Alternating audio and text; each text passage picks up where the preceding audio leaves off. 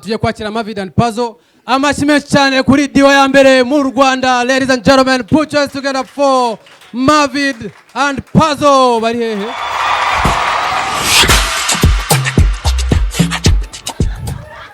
Am I late? Never. Hano twari tugeze nuko wari wabuze. Yaragize ngo nyisizeyo. Nice. Let me tell you what is bothering me. Ubushyuhe. Ndimo kugenda iry'ibumoso ndarikandagira. Ndiri kwegura mpaka. Nukuvuga ngo abanyarwenya ubundi twigirira ubwoba, urumva nabanje muri toilette tugiramo rimwe. Hanyuma we none nakurikiyeho ibi bindi Merci naraduhamagara sha. Nta muhaye blue tick. Ariko byose biri guterwa n'ubushyuhe muri kugezwaho n'umuterankunga ntavuze. None hari umuntu washushanyije agafoto ejo bundi afata nyine universe ayegereza amazi akuramo idarapo ry'u Rwanda aragenegereza neza izuba neza nabo ibintu byashoboka. None se kiri gutubona fresh ni neza none se witegereje urabona tuzagera kuki kimwe muri by'icyo tuzafataho n'icyo ngicyo. Reka nkwereke imibare ya dangerera. Urabona abantu bose ndababona baje guseka twiza umushinga tukajya tubakira igitabo bakatwishyura. Dore waje yabyambari. By the way, nandi kuvuga ku kintu cya toilette. Urabona muri toilette kera ku ishuri bajyaga bandikaho ugasanga nyine muri bajyaga bandikaho ngo runaka couple igezwe mu kigo iri muri ibi biki. None wowe wize mu bapadiri muri toilette yanyu? Bro, nize mu bapadiri. Urabizi abanyeshuri mu buzima busanzwe banga barimo. Twebwe twangaga abapadiri. Mbe nakubwe. Nce bugufi ndi mu kwituma. Mbone ku rugi. Padiri Yusufu ari ikinisha. Ibyo ni ibintu abantu bagenda bandika mu matoilette yinuza yo kwishuri ahantu hatandukanye. None nari nzi ko no mu rusengero mani bitabaye. Ejo bundi ngiye gusenga nkubwe. Ngiye muri toilette. Ninjya muri toilette nicaye gutya nari nzi ko ibyo bintu biba mu mashuri ya secondaire. Nicaye gutya ndi gukora ibyanjye. Ku rugi yari yanditse ngo uranya ariko se wakiriye agakiza. No mu rusengero kweli. No mu rusengero kweli. Base wana. Namba nibyo ngibyo. Sura muri iki gihe. Hari ukuntu nk'ubu bishuye turimo. Man. Ku bantu nyine kwaje nimba mushona murashona sibyo? Hari ukuntu tuba twikoze n'iki. None ukajya kumva umujyamagize igitekerezo cya danje. Igitekerezo cya danje wikoze? Nyine kubera yikoze. Kavuga ati bajyama mbabaze se. Atari ko buri umuntu wavumuye ko amata y'inka nyobwa yaragiye kuyikorera iki? Ikibazo. Uzitondera inka kugira ngo uyikame igomba kurinda neza. Bivuze ngo umuntu yari afite irari wavumbuye ko inka ikamwe. Areka kubihuzahuza nawe. Uyu nawe namufatiranye. None se reka tuve kuri ibyo ngibyo sibyo? Iyo umaze gucuma umaze kugira ubwenge. Yejo ho naracumye maze gucuma ntekereza ku kanda uvuga nti wallahi siwize neza primaire narayize fresh. Reproduction bigenda gute? Reproduction ni naryo somo riryoha ebana iyo twigaga rya nta muntu waricikagwa. Ugasanga mwarimu arakubwiye ngo gutya na gutya ni kwaje. None se buriya muri Bibiliya bro. Ko bavuga ngo marayika yazanye boro azizanira Maria ngatwita umwana w'Imana.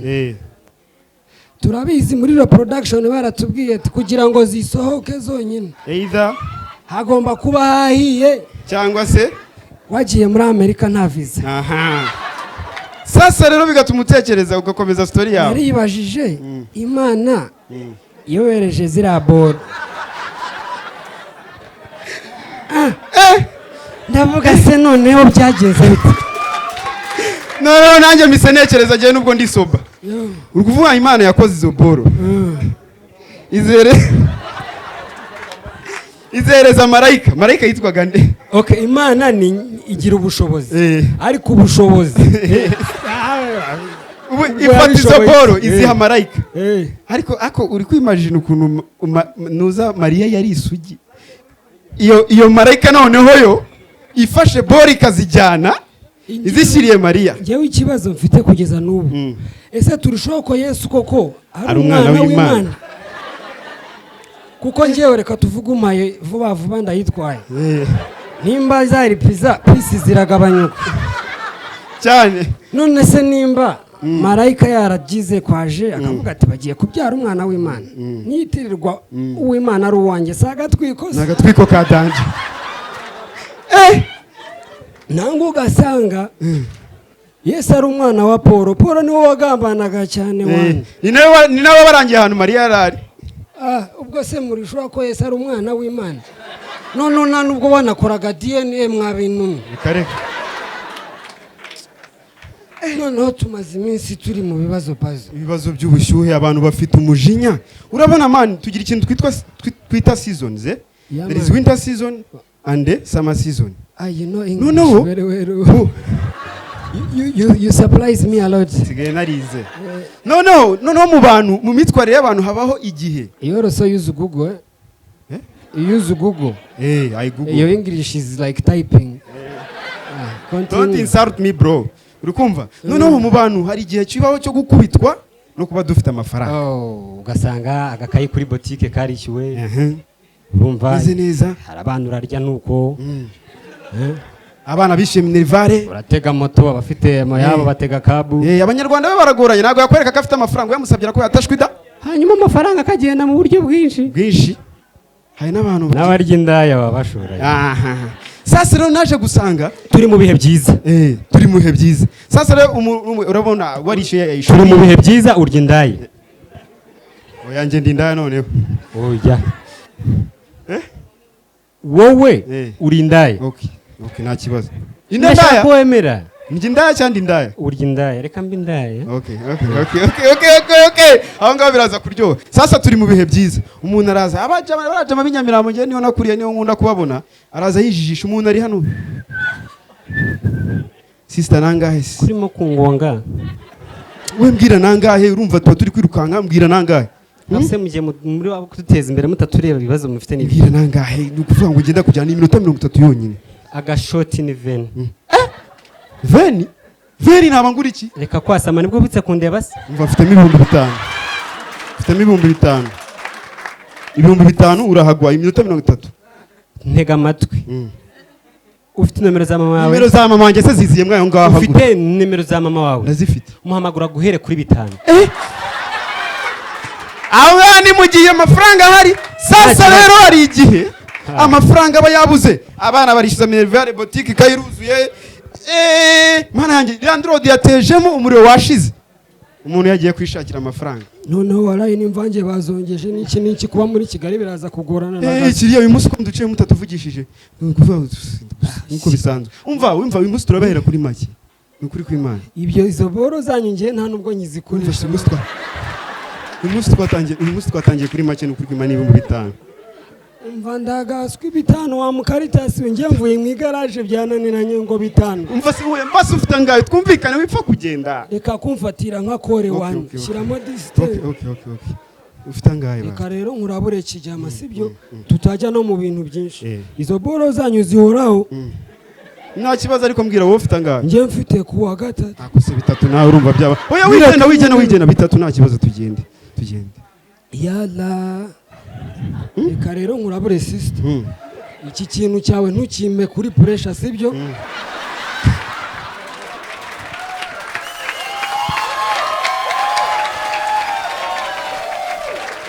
Nta kibazo tugenda. Reka amatwi nyine fresh.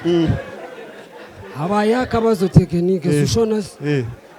Akaye kabazo se kandi. Nyine niriwe muri garage. Boss nta nubwo yansekeye. Ngendagira ngo nkuremo kuwa mbere se ntago ndiko nimba utabishaka oya nukuri kw'Imana ariko uzayanyishyura 1,000 ubare man nta kibazo tugenda ntago ndiko none se tutaragenda wowe icyo kinyendaro se icyo kinyendaro cy'ubuje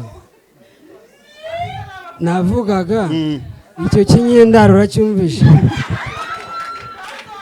mbabwire noneho mbabwize n'ukuri Melissa ataramuha mikoro uyu Melissa musista muramushyigikiye tumuhe mikoro waretse uyu munsi bamwicaje ahantu hadukwiriye aho ngaho ntabwo turi kukumva neza umva se wana uyu muntu impamvu yasama cyane yavukiye amezi 7 niyo mpamvu afite umutwe umeze nka kirida mani igigira ubwenge wana twakomeje kamaze mubwire nabi ateye nk'icupa rya fanta ricuritse nawe mufitanye ibibazo uburyo usetse iyo burage asa okay dukomeze sasa rero igihumbi nta kibazo urakinsubiza oya ikibazo kindi ufite imyenda se imyenda se kandi ifite ikihe kibazo akura umunyamwuga wana gute se ndavuga imyenda akwaje none se ujyana umuntu mu rugo nta n'agakingirizo ari njye nawe ninde wicuruza se ufite ibikoresho nawe nta kibazo urabuga nta na mudu ufite ubwo ndakuraho 5 sawa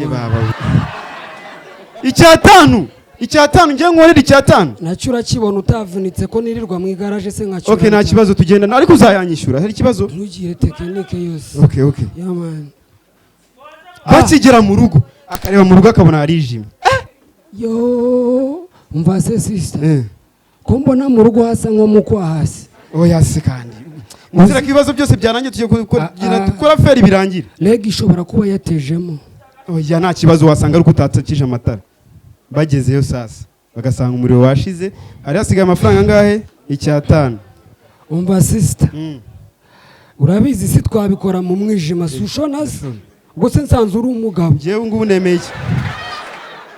nemeye icyaha amafaranga yose uranga tupfa kuyansubiza umisezerano ryanjye last nzakuraburiza ntungire ngiyeyo ndiye nibi bintu urumva ngiye nguma ndi umuntu kugira ngo nejo uzakime wane nta kibazo ubwo ndakuraho iki 5 sayo muri yaman ubwo ni mumbe ndi bugukomete nta kibazo igihumbi cyane bagakora ibyo bakora wari 30 akaharara mu gitondo sasa agiye kujya ku kazi Madama Zera byuka nago wakodesheje wane okay nta kibazo dukomeze ngameze cya gihumbi cyanjye banzu usohoke mu nzu wane okay ajya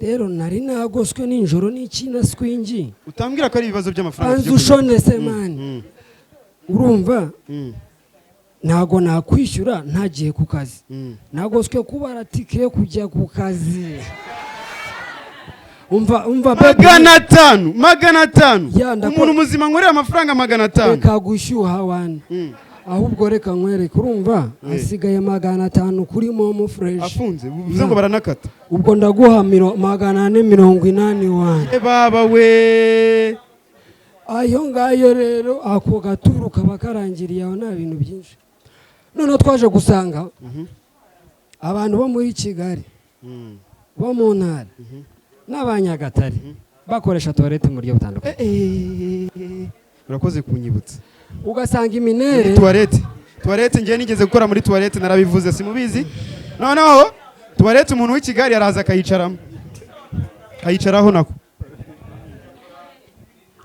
allo yarangiza iyo umukomangiye urabizi ukuntu bigenda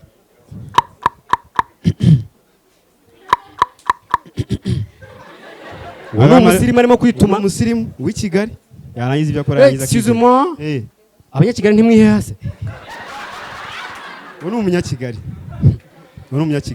noneho hari bene bacu b'Inyagatare umuntu w'Inyagatare jambo urahari utyo mama ngaho reba rero ibyanyu ndanezerewe cyane umuntu w'Inyagatare agera muri toilet amaye inka zanjye Charles enda hano nkubwire umuntu nyahano muze nukuvuga ngo iyi ngiyi ni toilette ya kizungu wicaraho wamara uretse ko ingwata flashinze ugaflashinga bikamanuka bikagenda umva se Kigali koko umuntu nyamundobo y'umweru oya naga ari ndobo muze naga ari ndobo nukuvuga yicaraho hano manura kino kintu wicareho hano ukora ibyo ukora nurangiza uflashinga ugende aho nabereye nzahagoreka ngira uko ngira Chari karimo kuntarukira amaye nka data none wakibesha ukamukomangira umuntu wo mu Mutaramana yanjye gasani bagira umushi urakatsindwa n'Imana ndi harimo wa mabyigo kuko mana ari abandi bantu b'icyangugu nibo banyuma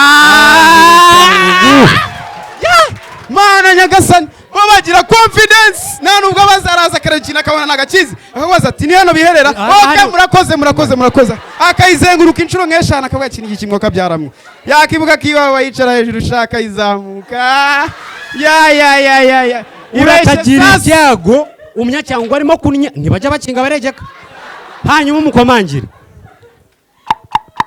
ninde we are Mavide and Pazzo.